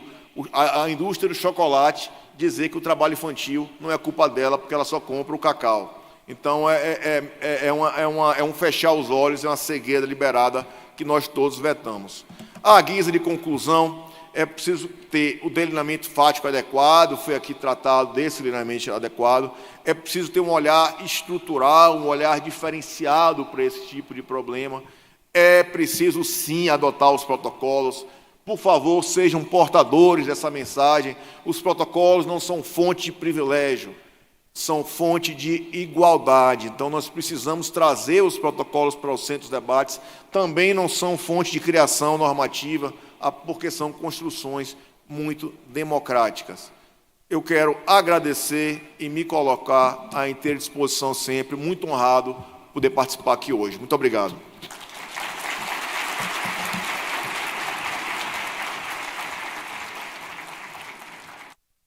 Bom, nós que agradecemos a palestra, é muito interessante, muito elucidativa, trouxe dados interessantes, casos interessantes, informações muito relevantes aqui para a nossa temática.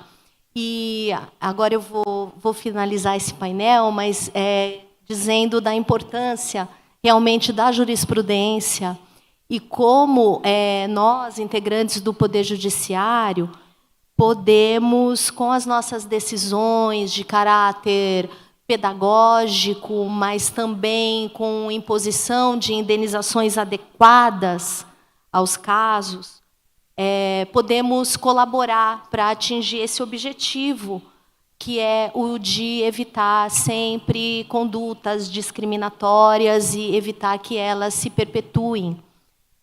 Como disse a desembargadora Adenir, e como também frisou o ministro, as ações afirmativas elas são temporárias, mas esse lapso temporal vai depender muito do desenvolvimento da sociedade, como que a sociedade vai se desenvolver, como ela está se desenvolvendo em relação a essa temática, para que a gente possa dizer que as ações afirmativas vão durar um determinado período de tempo, né?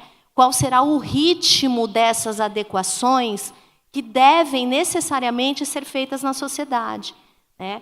E as instituições, a sociedade brasileira, as instituições têm que caminhar nesse sentido. E nós aqui, operadores de direito, né, vamos chamar assim, nessa classe privilegiada na qual pertencemos, temos a obrigação de acompanhar essa evolução. Temos que participar de forma ativa nesse caminhar da sociedade, para que a gente não tenha mais histórias como a relatada pela desembargadora Adenir.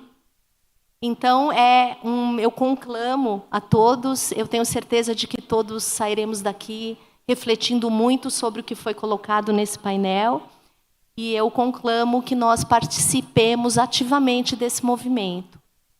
Então, eu gostaria muito de agradecer novamente aos nossos ilustres palestrantes que brindaram este congresso com essas palavras tão impactantes, com palestras tão importantes.